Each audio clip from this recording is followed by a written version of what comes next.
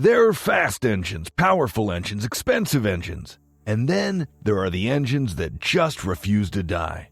This list isn't about peak horsepower, spec sheet flexing, or what gets the most likes on Instagram. This is about real-world mileage. The engines that have seen multiple owners, survived being dropped, redlined, stored poorly, thrashed on back roads, and still start on the first press. These are the cockroaches of the motorcycle world, in the best possible way. If your dream is to put 100,000 miles on a bike without replacing the engine, this is your roadmap. If you're sick of bikes that melt at 30,000 because some engineer wanted to shave 2 pounds, this list is your revenge. We're ranking these from great to God tier, and every single one has proven its worth with real riders, not just brochures. Number 1. Honda CB750. The CB750 wasn't just a revolutionary motorcycle, it was a masterclass in long-term durability. Whether you're talking about the original single overhead cam version or the later DOHC updates, both variants are legendary for their ability to keep ticking long after newer bikes have gone to scrap.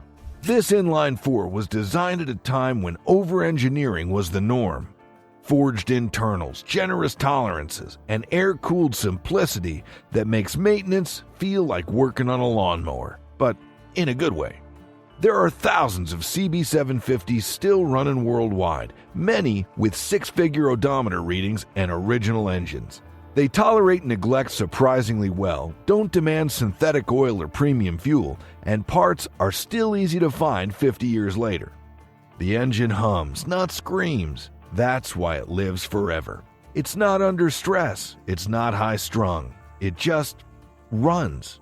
These bikes also benefit from a huge aftermarket and owner community. If something does go wrong, there's a fix, there's a guide. There's probably a guy who's done it blindfolded on YouTube. In a world obsessed with innovation, the CB750 quietly reminds us that longevity is a feature, and one that's getting harder to find in modern machines. This bike is proof that old doesn't mean obsolete. Number 2. Suzuki DR650. The DR650 is what happens when a brand builds an engine, shrugs and says, "Yeah, that should survive the apocalypse." This air oil-cooled thumper hasn't changed much since the 1990s, and that's exactly why it lasts. Fewer parts, fewer problems, no water pump, no radiator, no complicated electronics. Just a big, lazy single that doesn't care if you feed it premium gas or used cooking oil. The secret is its simplicity and its absurd tolerance for abuse. You can run this engine in deserts, mountains, or parking lots with zero complaints. Change the oil, clean the air filter, and it'll keep going. Miss an oil change? It'll still probably keep going. You'd have to actively try to kill this thing, and even then, you might fail. The DR650 has crossed continent, lived through crashes, and sat for years before firing up like nothing happened. Riders regularly report 80 to 100,000 miles with minimal maintenance, and the only reason you don't hear more is because most owners don't brag. They're too busy riding. It may not be fast, may not be pretty, but if your idea of adventure includes zero concern for reliability, the DR650 will outlive you, your dog, and possibly your grandkids. Number 3. Honda Goldwing Flat 6. If engines had retirement plans, the Goldwing Flat 6 would be sipping whiskey in a leather armchair at 300,000 miles, still wearing its original slippers. This engine isn't just built to last. It's built to do it while carrying 2 humans, full luggage, and a trailer, uphill, in July, with the AC on. Introduced in the late 80s with the GL1500 and refined with the GL1800, this 6-cylinder horizontally opposed behemoth runs smoother than most car engines. It's understressed, overbuilt, and lives life at low RPMs with high oil capacity and near bulletproof cooling system. Many Goldwings from the 90s are still touring today with their original motors, and some have well over 200,000 miles without even a top-end rebuild. Valve checks are spaced out, and failures are so rare that when something does go wrong, it's often just a neglected timing belt or something peripheral. This engine is basically the touring world's version of a Toyota Camry. Not flashy, not emotional, just quietly immortal. If you've ever seen a gold wing on the freeway with lawn chairs, chrome flags, and a 70-year-old rider wearing a Bluetooth headset and a grin, now you know why. That guy hasn't thought about engine failures since Clinton was president. Number 4. Kawasaki KLR650. This engine is the cockroach of the motorcycle world, and I mean that as the highest compliment. You could drop a KLR650 off a cliff, dig it out with a rusty spoon, kick it a few times, and it would still start. The pre-2022 version in particular is basically a monument to mechanical stubbornness. Air and oil cooled, carbureted, yes, even in the 2010s, and famously underpowered, the KLR single-cylinder engine was never about speed. It was about survival. You'll find these things in every corner of the planet, often ridden by backpackers who've never changed their oil on schedule, or ever. And yet, they still run. One of the key reasons is its simplicity. No complicated electronics, no ride modes, just a big piston, a reliable top end, and enough torque to chug through mud, sand, or a post-apocalyptic wasteland.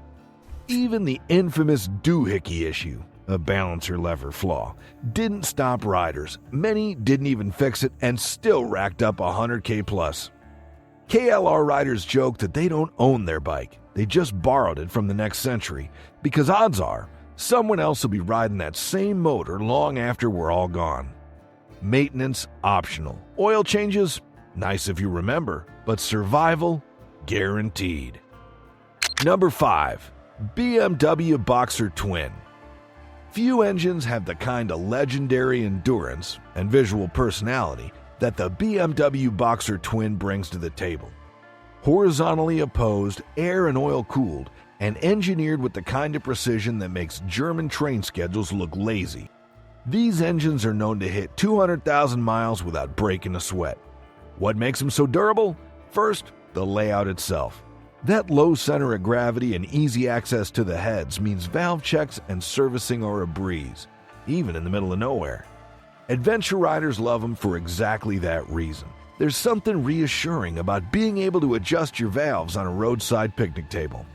From the R80 to the R1150 and R1200, these air oil-cooled motors aren't just long-lasting, they're remarkably consistent. Sure, they clatter and whine like a toolbox rolling down a hill, but that's part of the charm. Underneath the noise is a tractor engine wearing a tuxedo. And unlike some bikes that only last if pampered, the Boxer encourages miles. It wants you to ride across continents, get it dirty, push it hard, and then do it again next year.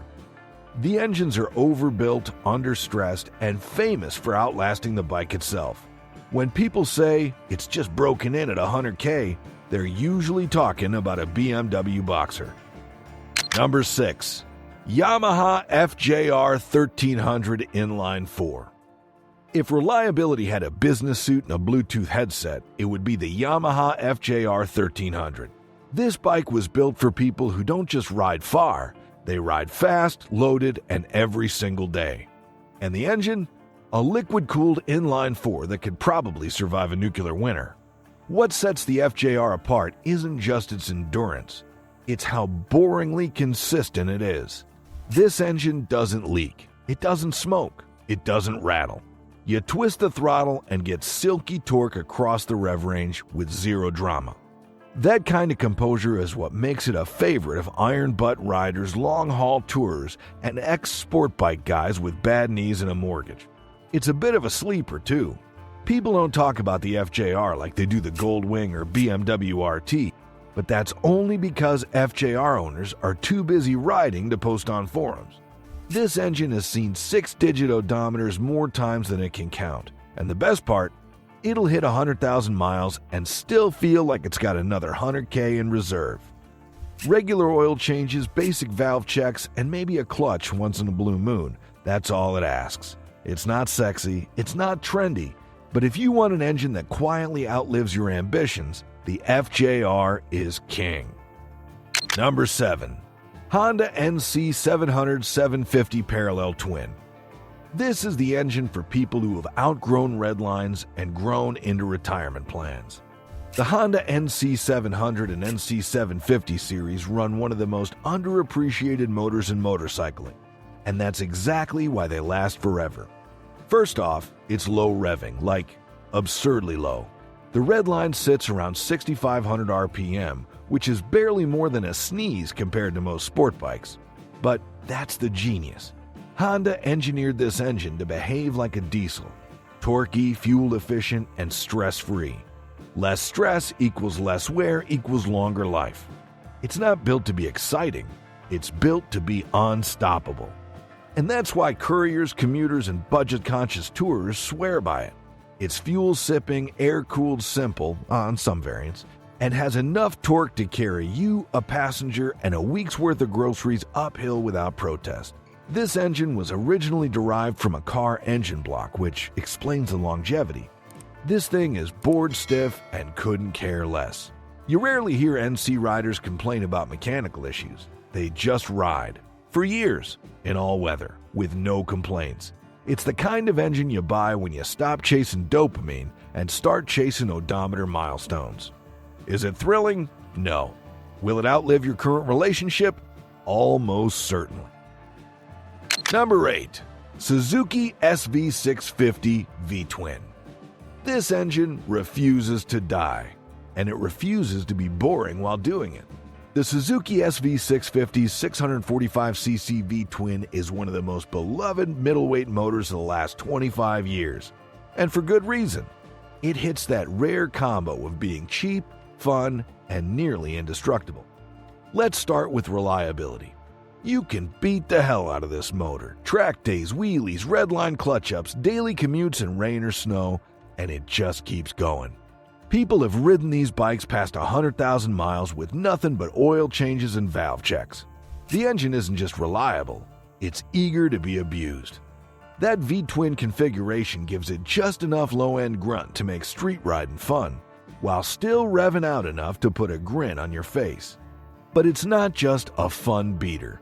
The SV650 motor has been used in racing, in supermoto conversions, in cafe builds, you name it. And the engine tolerates it all.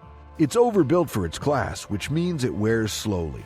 Even wrecked SVs often have perfectly healthy engines.